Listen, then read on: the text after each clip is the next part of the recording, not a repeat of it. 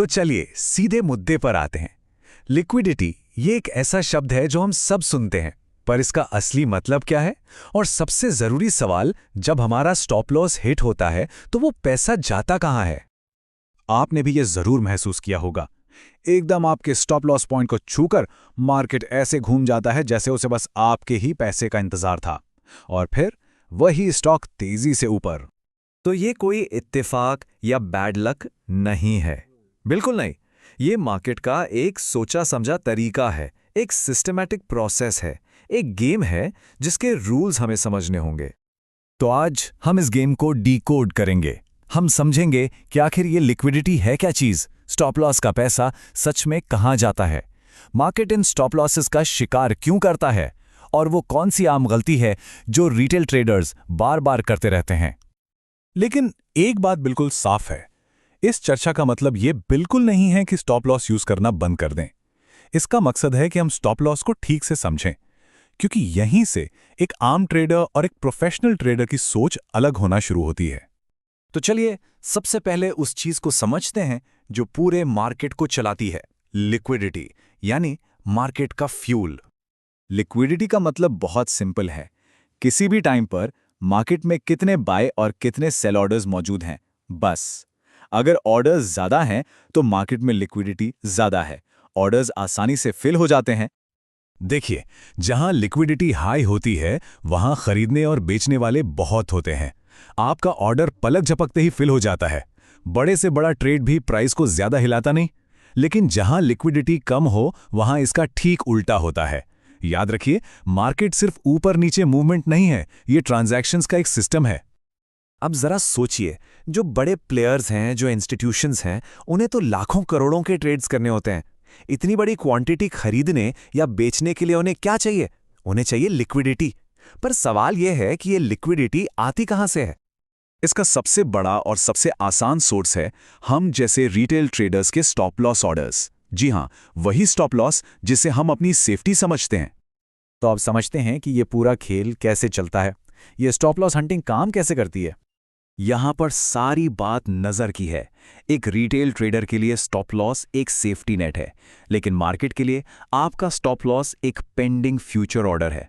अगर आपने बाय किया है तो आपका स्टॉप लॉस एक सेल ऑर्डर है, अगर सेल किया है तो वो एक बाय ऑर्डर है। मार्केट के लिए ये गारंटी ट्रांजैक्शंस का एक तालाब है जो बस भरने का इंतजार कर रहा है। मार्केट को ये तलब मिलता कहां है? उन जगहों पर जहां सब लोग सोचते हैं, जैसे पिछले हाई के ठीक नीचे, या पिछले लो के ठीक ऊपर, या फिर 100-500 जैसे राउंड नंबर्स के पास। ऐसा क्यों? क्योंकि ट्रेडिंग की हर किताब, हर वीडियो यही सिखाता है। इसलिए सब लोग एक ही जगह अपने स्टॉप लॉस लगा देते हैं और वहां बन जाता है एक लिक्विडिटी क्लस्टर। और जहां इतनी लिक्विडिटी हो, मार्केट का इंटरेस्ट वहां जाना तो लाजमी है। और फिर मार्केट इस लिक्विडिटी को कलेक्ट करने का अपना प्रोसेस शुरू करता है। पहले प्राइस को एक रेंज में फंसाया जाता है, फिर एक झूठा कॉन्फिडेंस देकर एक साफ साफ ब्रेकआउट दिखाया जाता है। जैसे ही रिटेल ट्रेडर्स एंट्री लेते हैं, मार्केट अचानक घूम जाता है। सबके स्टॉप लॉस एक साथ हिट होते हैं, मार्केट सारी लिक्विडिटी अब्सॉर्ब कर लेता है और उसके बाद अपना असली मूव शुरू करता है। यही वजह है कि ज्यादातर ऑब्वियस ब्रेकआउट्स फेल हो जाते हैं। तो क्या इसका मतलब हम कुछ नहीं कर सकते? बिल्कुल कर सकते हैं। हमें बस मार्केट के कदमों के निशान, उसके फुटप्रिंट्स पढ़ना सीखना होगा। पहली बात यह समझिए कि आपका लॉस कहीं हवा में गायब नहीं होता। वो पैसा आपके ट्रेड के दूसरी तरफ जो बैठा है उसकी जेब में जाता है। अगर आपका स्टॉप लॉस हिट हुआ है तो इसका मतलब है किसी ने उस प्राइस पर आपसे खरीदा है या आपको बेचा है। ये एक सिंपल लिक्विडिटी ट्रांसफर सिस्टम है। और मार्केट के फुटप्रिंट्स कहाँ दिखते हैं?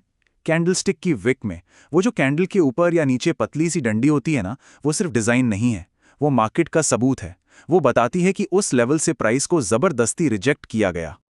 एक लंबी विक चीख चीख कर क्या बताती है? वो बताती है कि उस लेवल पर बड़े ऑर्डर्स डाले गए, वहां पर बहुत सारी लिक्विडिटी कंज्यूम की गई, प्राइस को वहां से धक्का मारा गया, और सबसे जरूरी बात, वहां पर स्टॉप लॉसेस ट्रिगर किए गए। जहां आपको लंबी विक दिखे, समझ जाइए वहां स्टॉप लॉस का शिकार हुआ है। और ये सब समझने के बाद सबसे अहम हिस्से पर आते हैं, सोच का फर्क। एक रिटेल और एक प्रोफेशनल की सोच में जमीन आसमान का अंतर होता है। एक रिटेल ट्रेडर हर ट्रेड को जीतने के लिए लेता है। उसके लिए हर ट्रेड फाइनल मैच जैसा होता है, इसलिए वो इमोशनल हो जाता है। वहीं एक प्रोफेशनल अपने ओवरऑल परफॉर्मेंस पर फोकस करता है। उसके लिए ट्रेडिंग 100 ट्रेड्स की एक सीरीज है, एक ट्रेड की नहीं। रिटेल ट्रेडर की सबसे बड़ी गलती, वो स्टॉप लॉस को एक स्पेसिफिक प्राइस पॉइंट समझता है। प्रोफेशनल यूज एक जोन की तरह देखता है। वो जानता है कि मार्केट प्राइस को थोड़ा ऊपर नीचे कर सकता है, इसलिए वो टाइट और ऑब्वियस स्टॉप लॉस कभी नहीं लगाता। और आखिर में रिएक्शन। स्टॉप लॉस हिट होने पर रिटेल ट्रेडर उसे अपनी पर्सनल हार मान लेता है, लेकिन एक प्रोफेशनल के लिए यह बिजनेस करने की एक लागत है, एक कैलकुलेटेड कॉस्ट। वो जानता है कि 10 में से 3-4 बार स्टॉप लॉस हिट होंगे और यह बिल्कुल ठीक है जब तक उसका सिस्टम प्रॉफिट में है। तो इस पूरी जानकारी का सार क्या है? इसका सार है द ऑब्जर्वर्स एडवांटेज, यानी एक बेहतर नजरिए का फायदा। देखिए, इस पूरी चर्चा का मकसद आपको रातों रात एक सुपर ट्रेडर बनाना नहीं है। इसका असली मकसद है आपको मार्केट का एक बेहतर ऑब्जर्वर बनाना। क्योंकि जब आप मार्केट को ठीक से देखना और समझना सीख जाएंगे तो ट्रेडिंग अपने आप बेहतर हो जाएगी। तो अब जब आप ये समझ गए हैं कि मार्केट लिक्विडिटी का शिकार कैसे करता है, अगला और सबसे जरूरी सवाल ये उठता है, एक फेक ब्रेकआउट और एक रियल ब्रेकआउट में आखिर फर्क कैसे पहचानें? इसी पर हम बात करेंगे अपने अगले एपिसोड में। अगर आप उसके लिए तैयार हैं तो नीचे कमेंट्स में लिखिए एपिसोड 7 रेडी और सब्सक्राइब जरूर कीजिए, क्योंकि यहाँ हम मार्केट को इमोशन से नहीं, स्ट्रक्चर से समझने की कोशिश करते हैं। मिलते हैं अगले एपिसोड में।